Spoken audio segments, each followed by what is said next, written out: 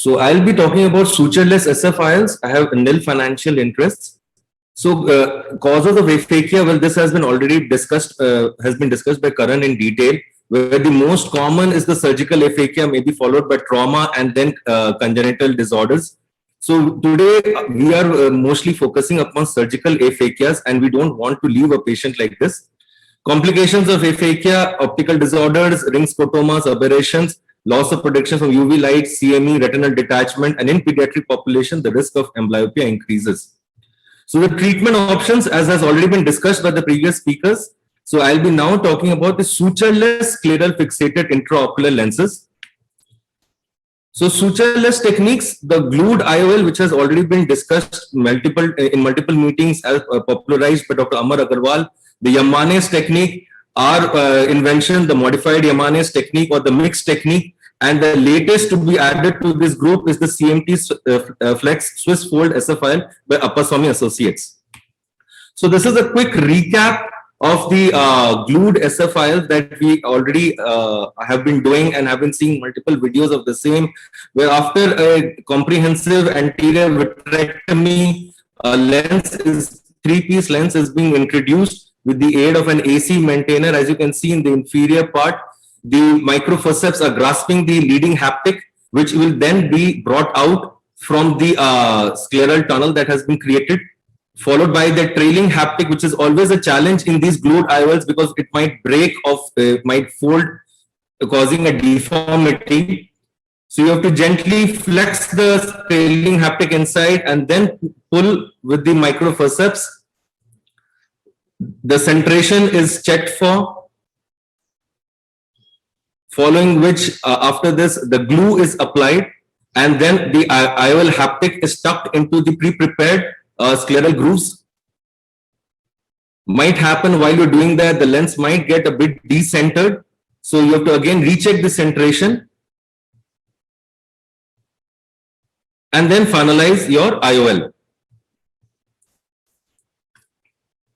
This is the next one, the Yamane's technique, as was also mentioned by Anand and Dr. Karan, Dr. Anand and Dr. Karan, where here the ports are introduced transconjunctivally, where you make a kind of a scleral tunnel and the needle is introduced, a 26 gauge needle, the haptic is fed in, and then the trailing haptic is in a similar way fed into the needle, and then the haptics are exteriorized. As you can see here, the pars plana infusion has been used. So while you are exteriorizing this haptic, the microforceps are holding the leading haptic so that it doesn't go back into the vitreous cavity. A flange is created with the bipolar cautery, which kind of holds the IOL in its place, and then it is tucked into the conjunctiva. So this is what we would like to talk about in a little more detail, the modified Yamane's technique, which we published recently this year. It's called the where we have put both the Yamane's and XNIT combination, which was popularized by Dr. Prabhu Bhaskaran, the XNIT component. So what is different from the previous two videos that we showed was, as we are following the Yamane's technique, where we are keeping 2 mm from the limbus, the horizontal distance, and then the vertical 2 mm, the Yamane's technique requires all the manipulations to happen inside the eye or within the anterior vitreous cavity.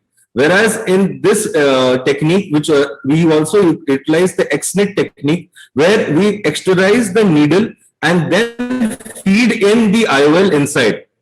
And the following principles are the same as what has been described in the previous procedure.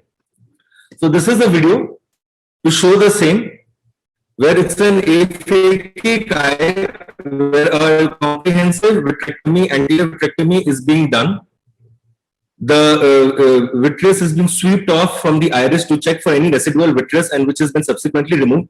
As described in the animation, 2 mm from the limbus and then a vertical 2 mm distance. So this shall be our route for introducing the needles. So the other advantage of using this technique is most of the haptic is still intrascleral, and very minimal component is exteriorized to be then buried into the conjunctiva.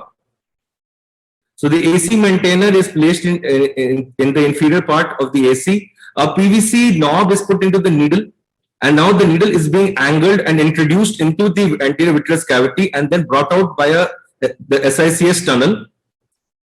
So another advantage of these are you can use the rigid 3-piece IOLs, which are again cheaper compared to the foldable IOLs.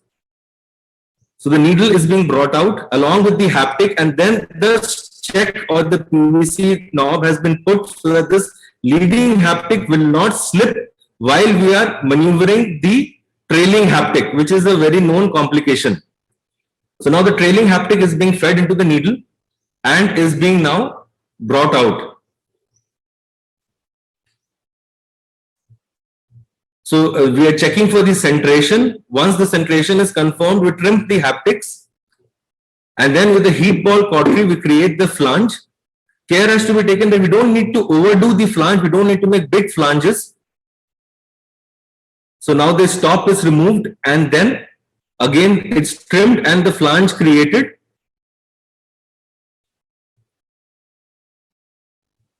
And we have a well-centered SFIL, and the case can be closed.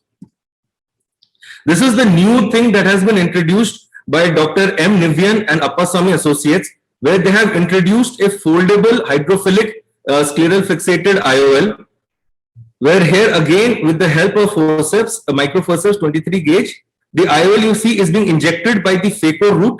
So the T haptic is grasped